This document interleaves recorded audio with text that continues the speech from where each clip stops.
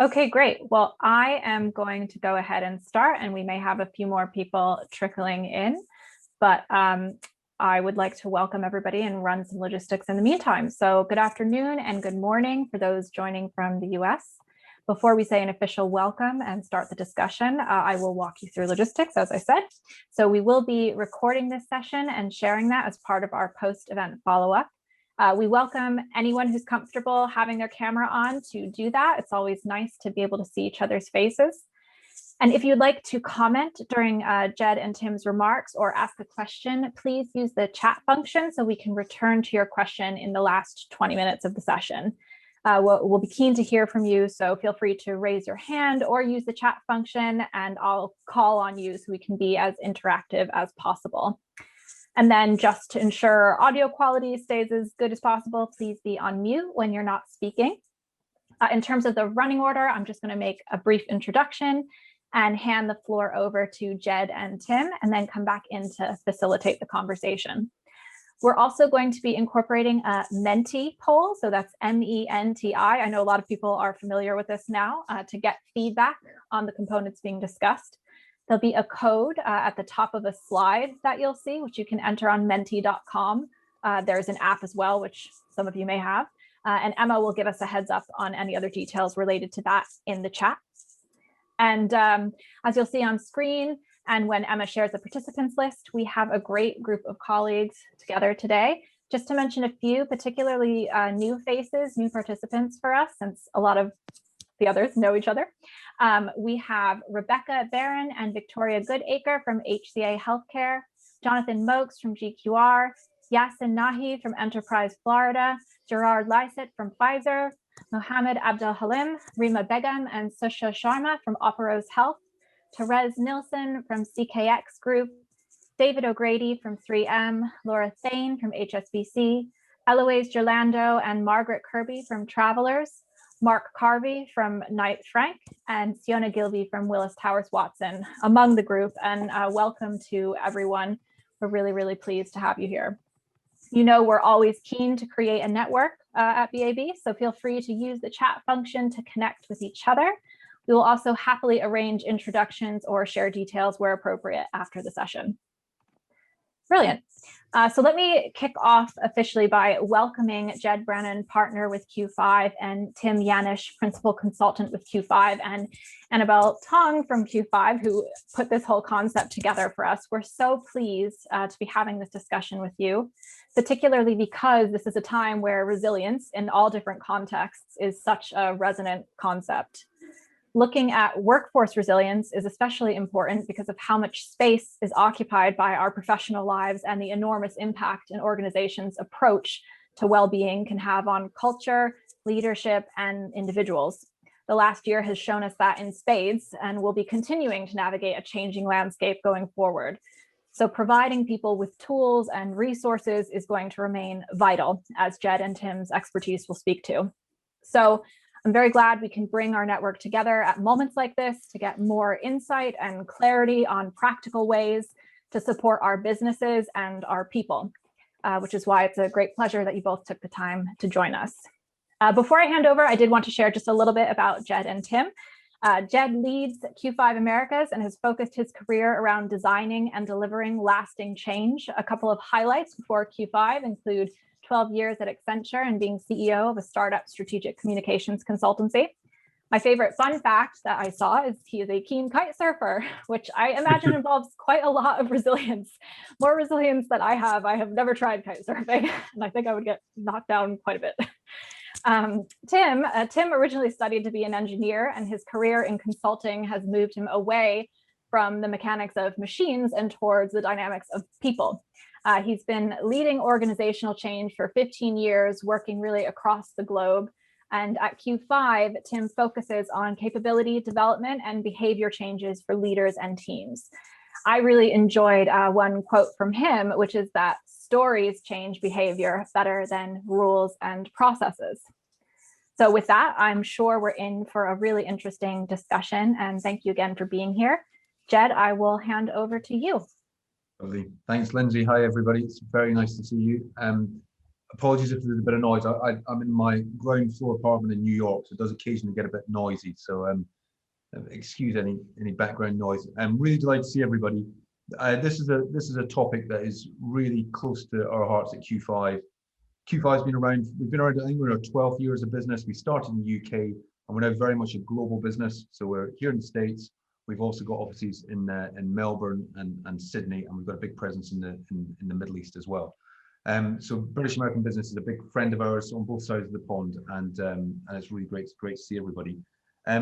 We focus as an organisation on, we're a management consulting organisation. We focus on strategy, organisational design, organisational development, but we also have a very strong practice in people and change, and that's why we've got Tim, who's a friend and colleague on here to really talk about this topic of workforce resilience, which during the past year, because of the global circumstances, but also because of some of the other things that have happened throughout this year, some of the protests, some of the changing in the way that we work and so on, I think it's really important that we do focus on this as a really strong pillar of how we build strong organizations for the future and ensure that people have got meaningful careers as part of fulfilled lives. So without further ado, I really want to get into the content. I'll just pass over to Annabelle to say a quick hello, and then she'll pass over to Tim, and we'll get into the content. So thanks again for joining, and we look forward to hearing your contributions as well. Annabelle. Thank you. Thanks, Jed. Yeah, and hi, everybody. It's an absolute pleasure to be with you. I'm a director at Q5. I actually lived in New York for a while, and now I'm based back in the UK. I've been 25 years in corporate, so would have very much sat in your shoes looking at strategies and implementing new practice or best practice for the organizations I worked for. I've been a consultant for the last couple of years, and you'll see me active in the chat today, so you can ask questions. Also, I'll take your questions as well, and after today's presentation, I'll be sending you out the slides and some information that might be helpful to you as you go forward. Thanks, and over to Tim. Thanks, Annabelle. Thanks, Jed. Lovely to see you all. Yeah, my name's Tim. I head up our leadership development practice at Q5. We've grown a lot over the last few years, actually, and we excited by some of the work that we're doing. We work with leaders on an individual basis. We help build high-performing teams. We help lead culture change. Anything that is supporting an organization on the journey it's on through the mindset and behaviors of its leaders and people. So it's fascinating work. It's a privilege to do. And as Lindsay mentioned, I come from an engineering background, so I do take that fairly sort of diagnostic problem-solving approach to this work. For my view on the topic of resilience, it's not something new. I was just chatting with Jed before we came on that 1900 years ago, Stoic philosophers in ancient Rome were talking about the same stuff. Nothing's really changed. I guess what's new right now is the particular business context that we're working in, and the fact that there's new research and new data that backs up, some of the what was ancient wisdom. It actually backs it up as sort of scientifically proven issues and impacts of things. But as we talk through some of the toolkit today, I hope you'll sort of recognize things and that you're already doing. And those are things to carry on with deliberately, individually and as a leader of others as well. So I hope there's something new, hope there's something familiar in what we share today. So Emma, whenever you're ready, if you'd like to fire up the slides, we'll get cracking.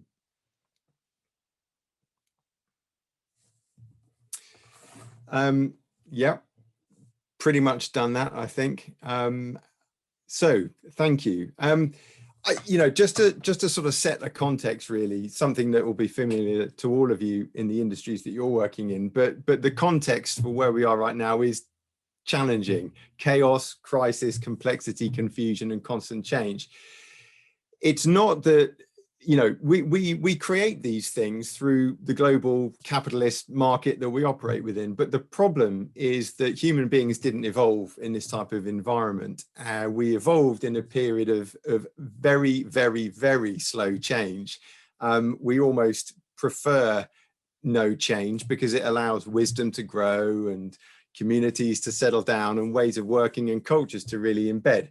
But it's not the world that we operate within anymore.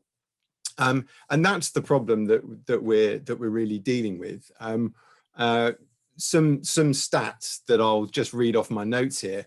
Before COVID even came along, mental health issues were contributing 30% more absence than physical health issues. And that was a total of 200 million workdays in the US alone. Up to 80% of us will experience a mental health challenge of some kind, a diagnosable mental health challenge of some kind in our lifetime. However, 60% of employees have never had a conversation about mental health in the workplace. And that's one of the things that we'll definitely touch on today, you know, even having conversations about this topic. And less than half of employees feel that mental health is a current priority in the company that they're working in. Now, that was all before COVID-19 came knocking on our door. And it's not hard to imagine that things have only got more severe since then. So that's the sort of context that we're in. And what we'd say is, in the grey box at the bottom here, are we talking about trying to change the path that makes it perfect for us as human beings? No, we don't have that in our gift. What we do need to do, what is in our gift, is to prepare our people for the path that lies ahead of us. And I think that's where this skill set really fits in. Emma, thanks on that one. We can jump ahead. So successful organizations are the ones that build workforce resilience. That's the era that we're in now. And Q5 is constantly, you know, learning and responding to businesses' challenges.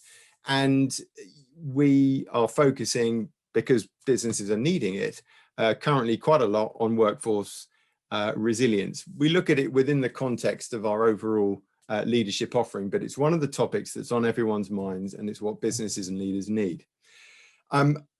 Our model is made up of 4 areas of attention. The 3 that we're going to focus on are what we'd call sort of proactive areas of psychological health. So psychological safety at the top, which we'll talk about first, psychological health, and also the topic of physical intelligence. Again, tapping into wisdom that we've often found, often held on to, but now proven with more science and data behind it. Those 3, the safety, the health, and the physical intelligence, are what you might call proactive steps that leaders, teams, and businesses can be taking to make sure they're strong and resilient.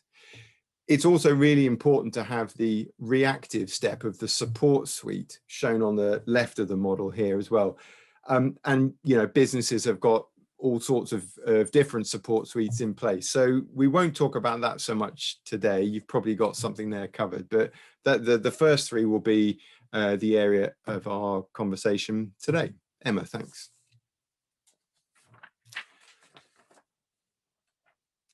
So what we'd like to do is dive into this topic and just sort of describe a little bit of what's going on, but also, you know, describe some of the kind of tools that we use with businesses that leaders could be adopting within their parts of the organization and with their team. So let's dive into the first one. We're going to look at this topic of psychological safety, this first chunk of the model that we just showed. And what we can do is dive straight into Menti here. So Emma or Lindsay, whoever would like to sort of just talk through, would you like to talk through the instructions for Menti? Or Yeah, sure. So everyone, if you go to menti.com and you insert that voting code, that's just the bit in red on the slide. You can also use your phone and scan the QR code, and the questions will come up. They're very simple, just sliding questions, and you hit from strongly disagree to agree, and then hit submit, and it will go to the next set, and we should be able to see live results on the next slide. Emma is our tech mastermind there. Brilliant, thank you, Lindsay. And just to describe what it is that you're answering here, these are some of the questions that talk about this topic of psychological safety. The idea of, like, you know, do I feel that that it's safe for me to talk about certain things? Does it feel like a trusting environment in which my opening up is going to be received positively, or do I not feel confident to do that? So you guys are motoring. Number of those answers falling in here already. Now, don't worry, it's all your answers are totally anonymous. We're not going to call on anyone to give your thoughts on this, because that would kind of go against the grain, wouldn't it? So do put your honestly felt perception and experience into the answers here.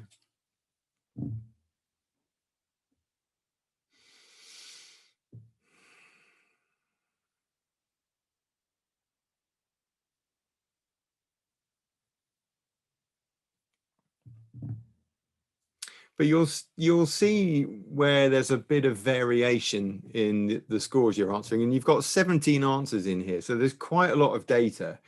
It's not just the odd blip here. So you'll notice for yourself where some of the trends are, and it's interesting, the variety of different factors that all contribute to a sense of feeling psychologically safe, knowing what's expected of me. Again, it's something that leaders often overlook, like what actually is someone's role. We're very good at setting objectives, but a lot of leadership teams that we work with have not actually done role clarity, really basic leadership action. So again, one of those examples of, in the current topic of workforce resilience, which feels new, actually you're leaning on some very traditional, well-established leadership tools and habits, to try and provide the proactive resilience that you need. Noting just on your answers here that the scores that look lower were more about what happens if I make a mistake.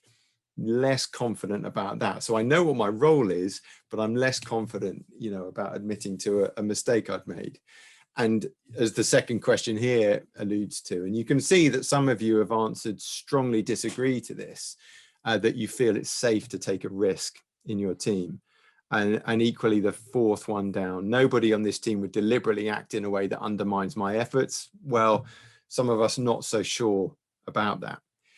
Now, you're a dispersed group across a number of organizations, but you can imagine that if you were to ask that, if you were to ask those questions within your team and have a good reflective conversation about it, you might unpack some very interesting feedback, maybe for yourself as a leader, and also, looking at what your people need in order to establish this foundation of psychological safety. Good.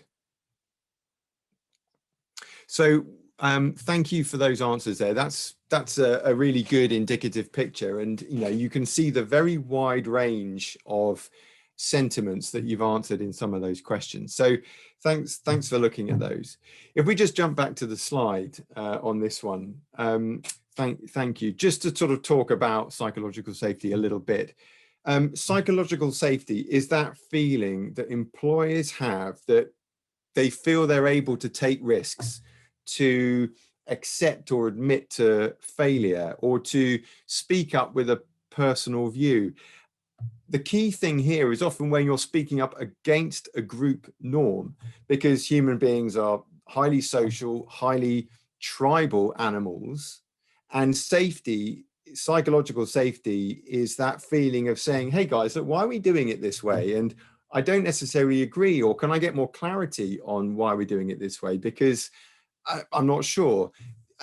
So you can see how psychological safety has got a direct connection to the performance of the group, because if you can't raise a concern or offer an alternative opinion, you're into this kind of group norm of just like steamrolling ahead with, one loud voice's opinion, or continuing to do things the way we've always done them. And then there's a real challenge for, innovation and improving performance. So there's a very direct connection to the performance of the group that psychological safety can enable. A few pioneers behind this that have provided some of the science. Amy Edmondson, when at Harvard Business School, conceived or defined psychological safety back in 1999, and interesting stat was that in her study, she found that she was doing trials with clinical teams, and the teams that admitted failures more often were the ones that performed better, which goes against intuition.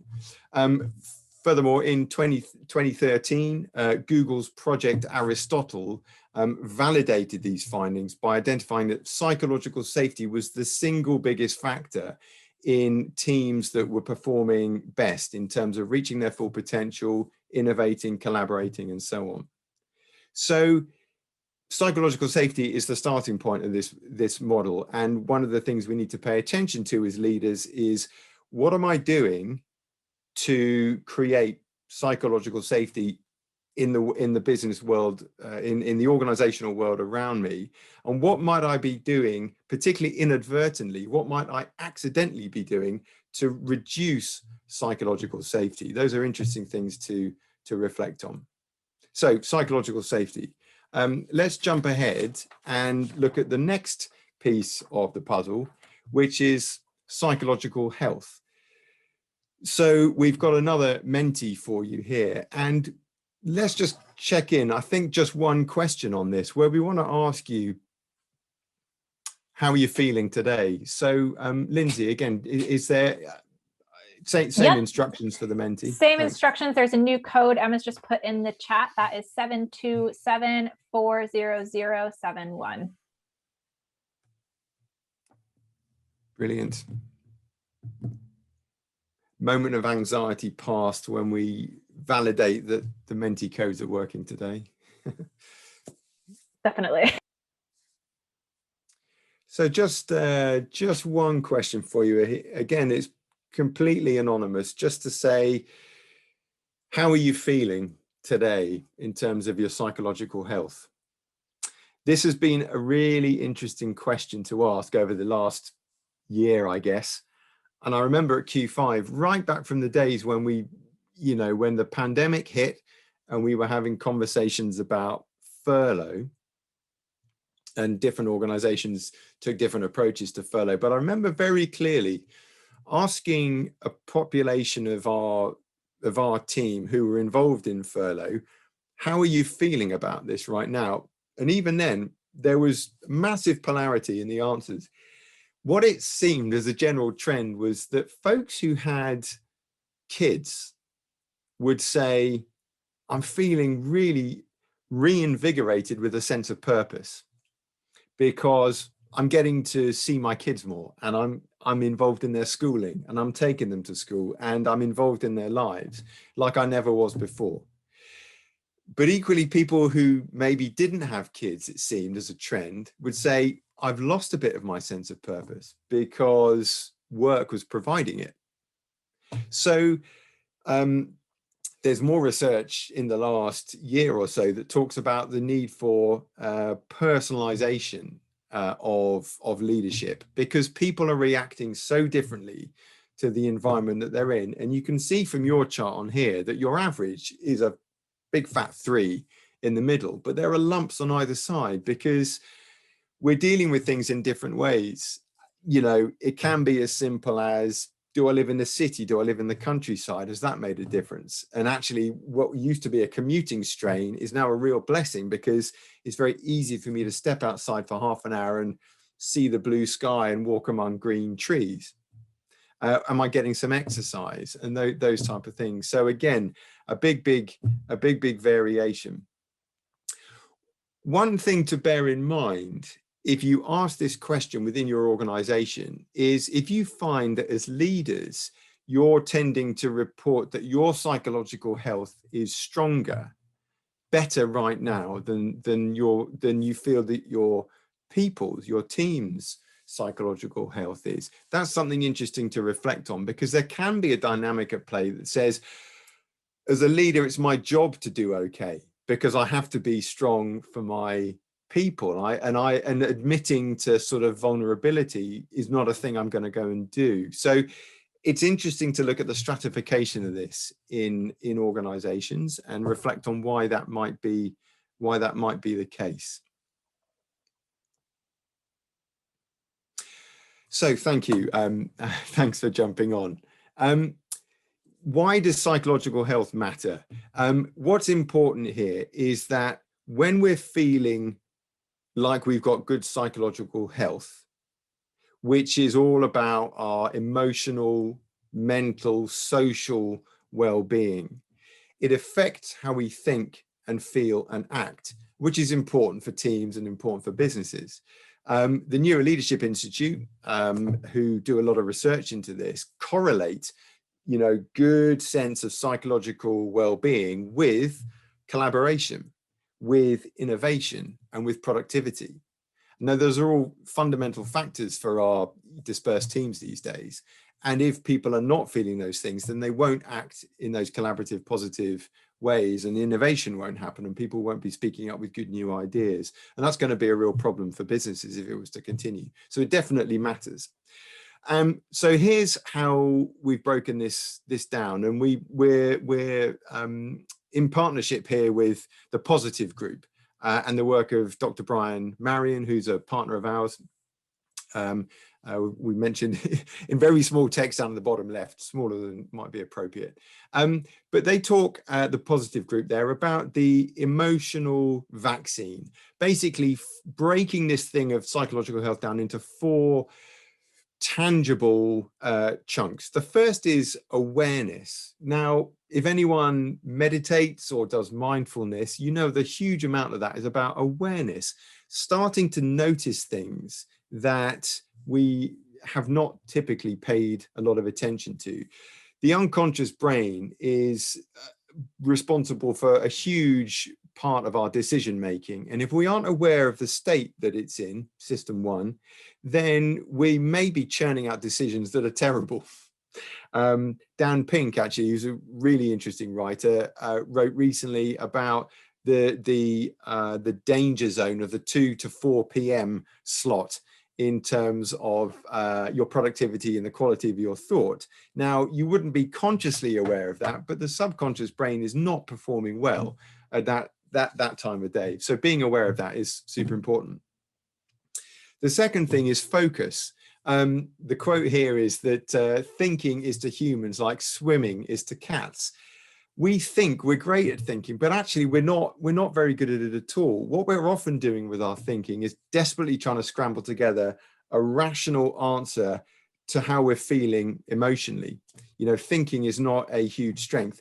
And what we need to really do when it comes to this is to focus on fewer things and in a more deliberate way, so that we can have real agency over what we're getting done and get things done, right? Rather than having loads of pots on the boil at once.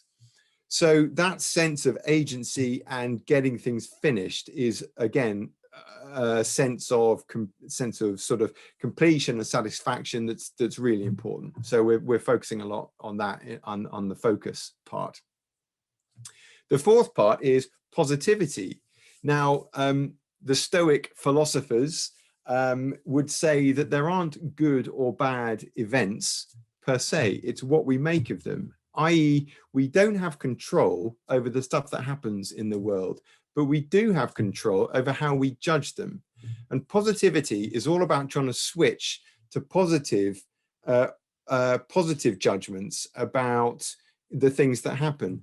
In the introduction, Lindsay mentioned storytelling, which was a period of time in my career where I spent time focusing on companies' strategic narratives. And this was really interesting because what we're doing with storytelling is trying to influence the story that people tell them about the events that are going on around them. And this is where human brains have got huge capacity and flexibility. So like Henry Ford said, if you think you can or you think you can't, you're probably right. Fourth piece of the puzzle is connection. We seem to forget a little bit in our modern society, which is sort of hyper individualized in many ways, that actually we are social herd animals. We need human contact for a sense of purpose and meaning and worth and value. To be amongst people who appreciate us, love us, and hold us in esteem keeps us alive. So some part of the psychological health vaccine is staying connected with people and not falling into the trap of disappearing into an individual bunker to try and get our work done. So that's the framework for the psychological health piece. And on the next slide, we can just look at a few of the tools that sit behind it.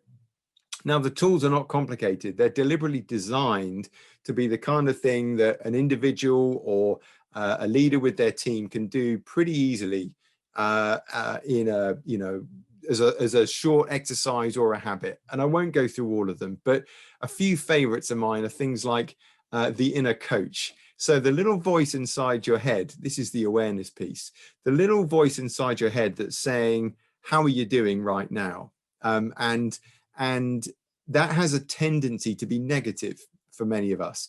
But if you can change that voice to be more supportive and more reflective about what's going on, that's a really useful thing. I'm a big fan of the worry filter, number 4 here. So this is an idea that Stephen Covey wrote about, 20 years ago when he talked about circles of control and circles of influence.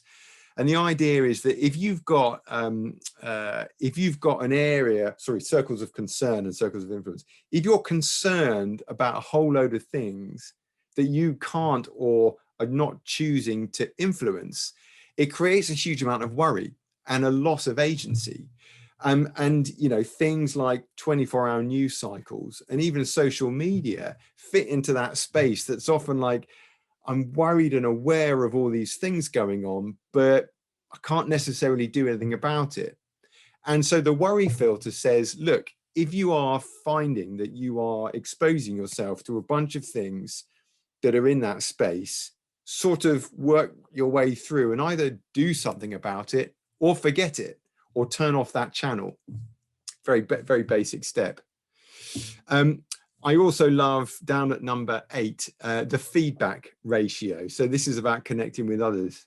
The feedback ratio is important because it says, often when we feel we've had a bad day, we go, why do I feel like I've had a bad day? Why have I felt rotten today? It's because someone said something to me, right?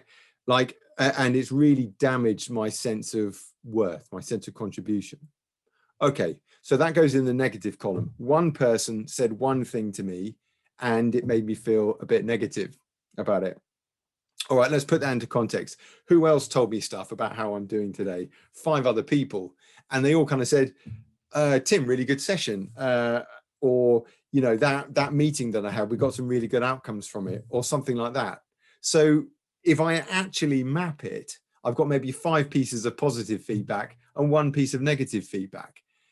Now, when I look at that total picture, it's like, there's not so much to worry about. It's all okay. But as an anxious human being, we are very, very attuned to negative feedback and we make it much bigger than it is. So tracking things like that and seeing it in the fullness of context is an important habit to have. And that's where the feedback ratio tool fits in. So just a few tools there that help us boost our psychological health. And the final section that I wanted to talk about is the topic of physical intelligence. Now, again, this is one of those things where we all know that we should get some good exercise, but in her terrific book, Claire Dale wrote in her book called Physical Intelligence, Claire Dale has diagnosed a lot of this and turned it into a toolkit to use. Now, I don't want to get myself tied up in hormones here, because that's what a lot of what's going on with physical intelligence, what it's all about. But there's a cocktail of hormones within us that affect our mood. And what physical intelligence is about is to say, how can I use my body as a medium to adjust those chemicals in my brain that affect my mood? I think another really interesting piece of this is gut health, which if anyone read Julia Enders's book, that was a really interesting read about how can our gut and its access to the brain, how can that affect our health as well? So science is catching up on this and doing a lot of good research into what can we do to put ourselves in a good mental place. Briefly, Hormones like dopamine, oxytocin, serotonin, and testosterone are sort of good for our well-being and performance used in the right way. And DHEA boosts those while cortisol can reduce them. So all of these chemicals are perfectly natural, and they all serve a fundamental evolutionary purpose in our bodies. None of them are poisons. But if you take adrenaline and cortisol, for example, they're not meant to be in our body for a long period of time. They are there as survival mechanisms to give us bursts of energy and to make us care or even panic in the moment when we're under existential threat.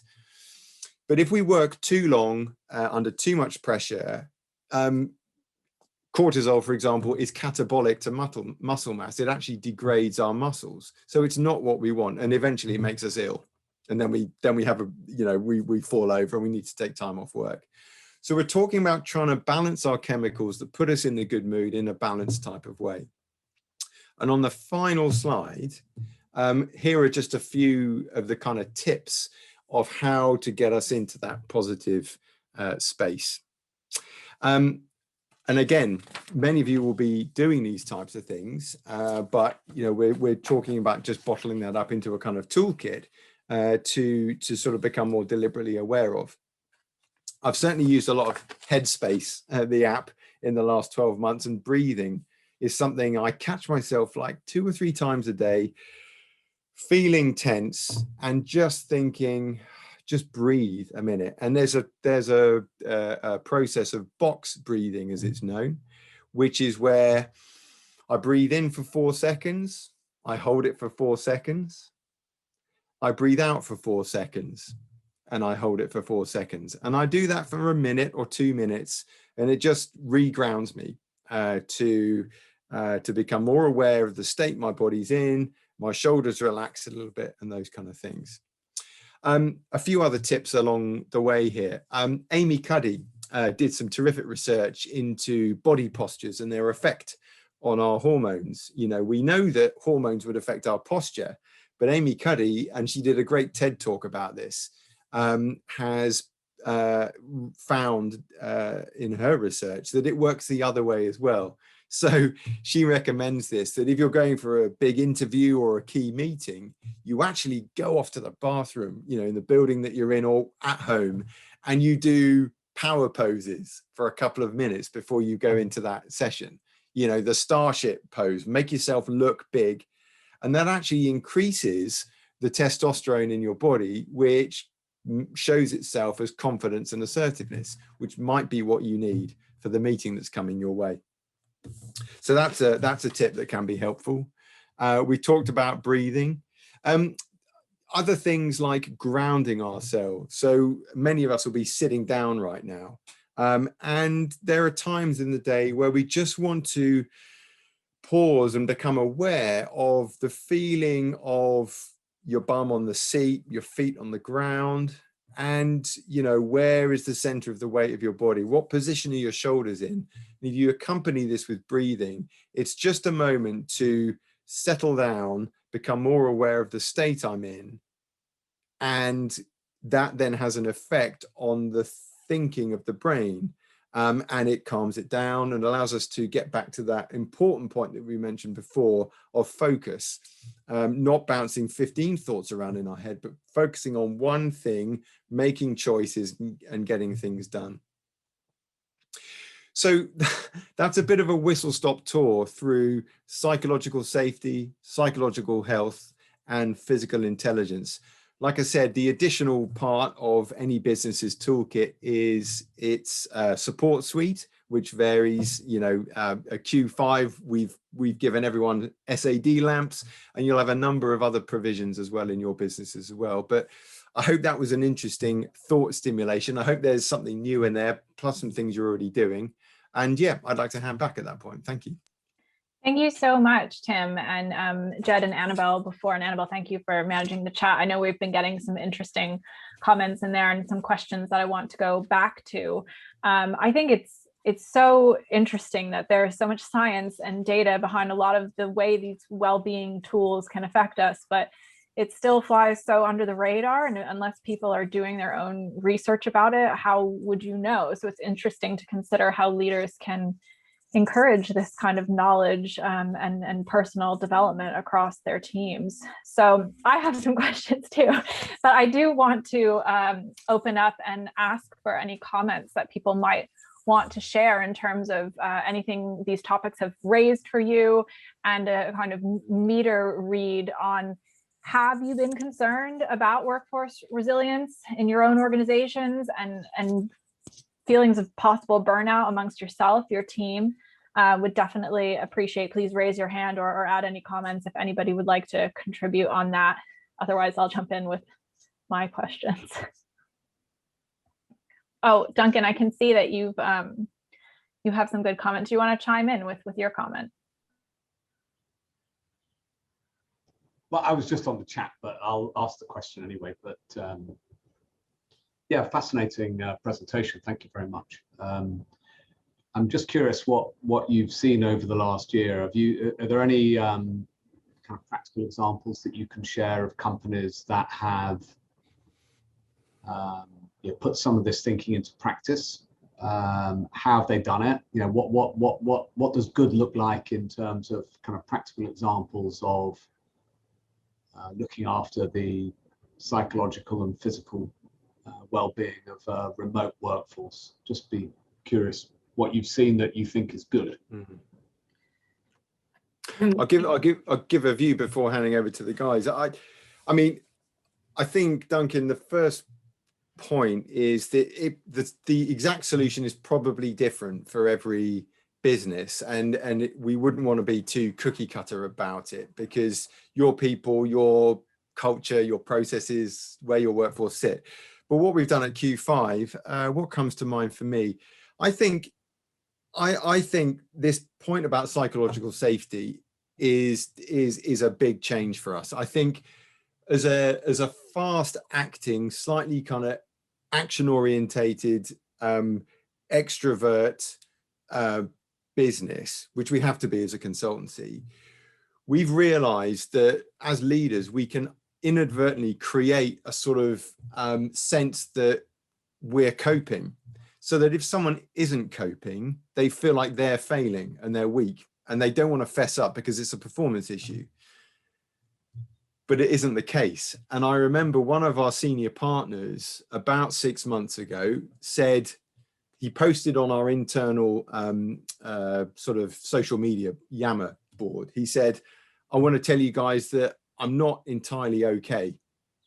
I've got young kids, we're homeschooling, my wife and I are working our socks off, and we're knackered, and I am sort of shredded right now. I'm really struggling to cope. And I think he worded it in a way that said, look, you know, in case I come across in a negative way, but it suddenly created safety for anyone else to say, me too, I'm also finding things slightly difficult. And it was suddenly okay to say it's not okay. And that made a real difference. And a lot of other things have happened since then. Thank you so much, Tim. If I can come in on just the physical intelligence stuff as well, because you're asking for, and in the chat as well, so how do you help create some of this stuff? I mean, I think we did a webinar, I think it was sort of 2 months ago, where we had Claire Dale on actually, and if anybody's interested, I can send that over to you. But there was a study done in the US actually that said over a 15-year period, if people didn't move for about 6 hours a day, the mortality rate in men went up by 17%, and the mortality rate in women went up by 35%. So you were much more likely to basically keel over if you didn't move for 6 hours a day. And it didn't really matter if you bookended your day with exercise. The point was that if you're sat for 6 hours, you know, your body becomes very sluggish, and there's impacts for your health. So just in a really practical way, some of the things that I've seen in business is organizations, instead of having hour-long meetings, have 45-minute meetings. Instead of having 30-minute meetings, have 20-minute meetings, and don't fill that extra 10, 15 minutes with meetings. Say to people, I'm expecting you to take that 10 minutes or that 15 minutes to get up, make a cup of tea, take the dog for a walk, whatever it is, but basically try and get out and try and move at least once an hour,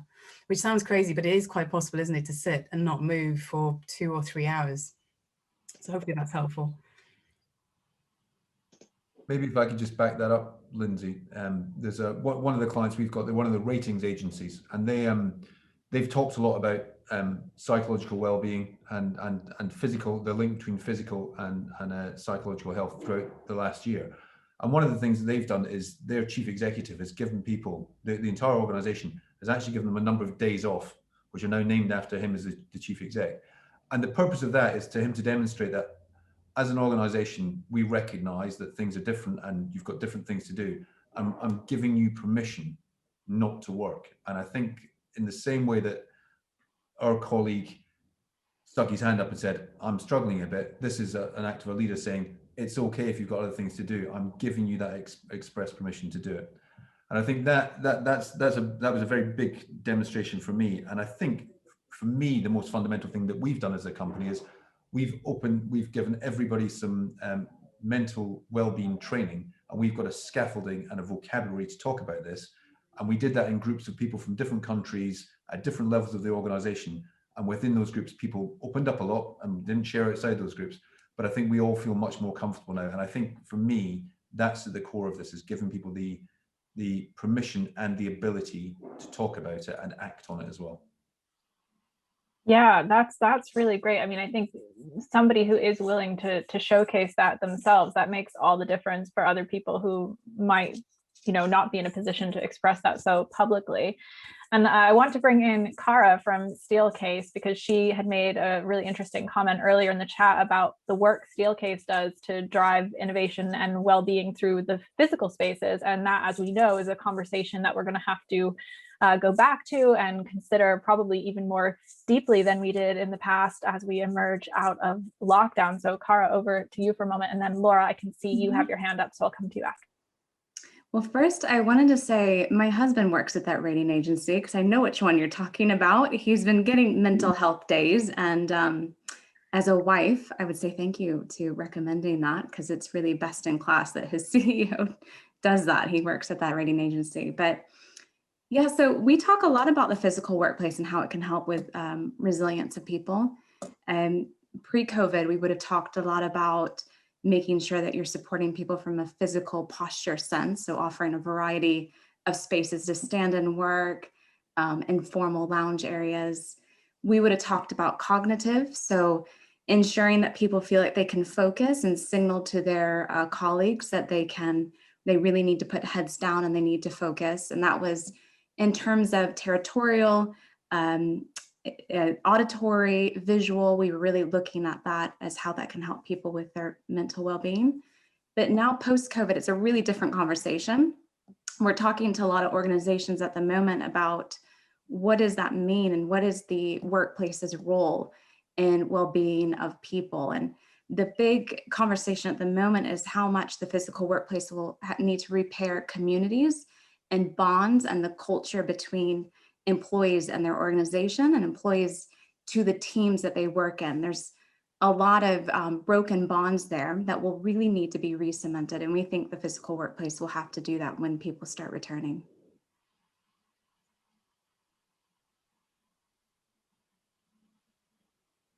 I think that's a really good point. If I just briefly come in, because I know someone else will be coming in with a question, but what I quite like about the workforce resilience framework we put together was that there was the shared ownership piece, that there is ownership and responsibility on behalf of the employer or the organization, but also if you enable your teams and your individual people within your organization to look after themselves, there's also the onus and the responsibility on the individuals as well to look after themselves. So, and part of that is education. I mean, even things like, did you know that sitting down for 6 hours a day cuts your life expectancy? I wouldn't have known that, right? I wouldn't have known that. Some of it is education, and then some of it is the so what. So what can we do? What would we encourage you to do, and what will we encourage within this workspace that we create to enable you to do that? So I think that's what I like about it, is it's shared, it's a collective approach.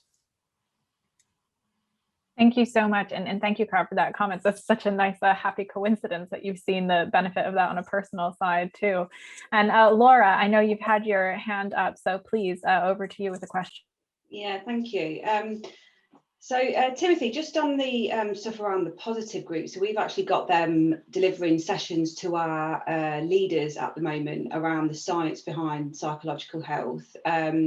And there's this saying around, you need to make sure as a leader you put your oxygen mask on first and then be able to support your team. I suppose the biggest thing for us at the minute as an organisation, because we've literally been, it's been a year now since we've all been working from home, is there's a lot of anxiety of actually going back and returning to normal life, or what was or what is the new norm. Have you got any recommendations or ideas on, or have you had similar questions asked to you? Because I think you've got like a 50-50 camp. Some people cannot wait to just kind of get back on the train or start commuting and do normal, but you've got a camp that have kind of become quite introverted because they're used to being in their little bubble, their safety net, on how they can then take those steps to get kind of back into what is the new norm. Hi, Laura. So let me front up by saying I don't know what the answer is going to be. Actually, we're really excited at Q5, certainly in the UK business, to getting back to the office because we've got a new building to move into. We've moved locations while we've been away, but what it's going to be like, I don't know. One thing I do think we need to carry into that though is the fact that like that early furlough story that I shared, people have had such different experiences during the last year or so that leaders have had to really flex their style to know what's been going on for their people, right? So if I led a team of 6 people, I can't assume that they've all had the same experience and felt the same way, like where they live, their age, their family situation, homeschooling. I remember a colleague of ours, speaking about she and her husband with their young kids. He does a 5 till 7 a.m. shift to get a couple of hours work in before she gets up, and then he takes the kids over and stuff like that. And I thought I couldn't, I was amazed and really humbled to hear that was what was going on. So in the same way, just to get to your point, I think coming back to work, people are going to have very different feelings about it. I'm a bit of an introvert, and I'm getting bored now, but for a long time, I really enjoyed the chance not to constantly be moving and bustling around amongst people and just get some quality thought going. I thought that was terrific. Now, if I have to go back into the office, how am I going to feel about it? So I think leaders have really got good at saying, how are you?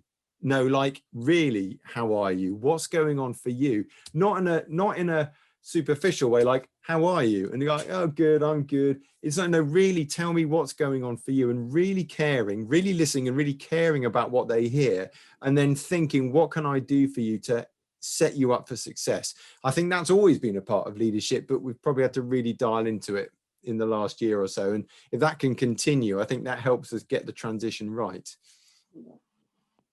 Thank you. Thank you, Tim. And I actually wanted to touch on something connected to that, which is, for some people, whether they're the people in the organization or the leaders of the organization, it might be quite new to talk about some of this stuff and to open that door and not feel judged by talking about their psychological health or what they might be able to do to help themselves. Is there any advice that you would have for, people managing teams, for wider leaders too, on how introducing these tools can be managed in a way that will feel comfortable for the people in their organizations?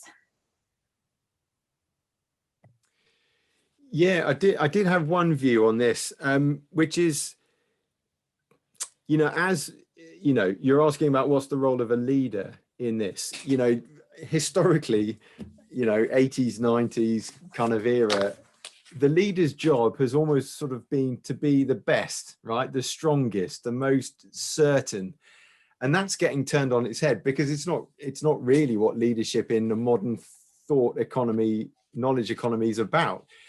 So as a leader, I think your job is not to be the most capable or the person who's dealing best with the situation. Like the story I shared, the fact that it was a senior partner made a real difference. The job of a leader is to be early and to get in quickly, to get in first or early in the curve, to say, let's have this conversation, let's talk about this stuff, let's find ways to do it, and ask questions, and ask the right kind of questions. So showing curiosity and awareness about yourself and your state, and encouraging others to do the same, and asking people how they're doing. And actually, an older leader may find that their younger team members are a bit more clued up. I certainly do, to, certain things like yoga, meditation, and other techniques that, different age groups have got an affinity with. So there's no need for pride in being impenetrable. Actually, the vulnerability is part of the psychological safety, and asking others to say, look, do you want to take a lead on this with the team? And a team member comes forward and proposes an idea is a terrific way to get the right solution in place. Yeah, thank you. And I think too, what's been interesting just for me, dealing with the last year and trying to look after well-being, it is you have to keep up the practices, and then you'll see the benefits too. I think that's worth considering as well. It's not really meant to be a band-aid kind of approach, is it? No, I'd agree. I think the benefit of these things comes from time, and if you really do want to shift how you're working as a group, then it's not about doing everything really intensely for 10 days and then burning out. It's like, what are the couple of things that we could start with and grow from there? And whenever we talk to groups of leaders about behavior change, we'd always encourage them to focus on maximum 3 things at any point in time, because everyone's busy, and making change happen whilst also being in the flow of delivery, super difficult to do. So don't overburden yourself. Start one thing, delegate some stuff, let someone else be in control of another thread of something, and allow things to happen in at the right kind of pace, so that the right things do stick. Yeah, that's great. Well, I want to be mindful of people's time, because we are about 2 minutes to 3 now. So I'm going to bring the session to the close. But thank you, everyone, for your participation. And thank you, Jed and Tim and Annabelle, for sharing your expertise. Annabelle, this was your idea. You told us about this webinar in the first place. So thanks very much for that. We will be sharing some materials post-event. And Emma, thank you for your help with that, and for being our expert logistics manager and technician on Menti. So wishing everyone a great rest of the day, and we'll be in touch. Thanks, everybody. Thank you. Thank you. Thanks. Bye.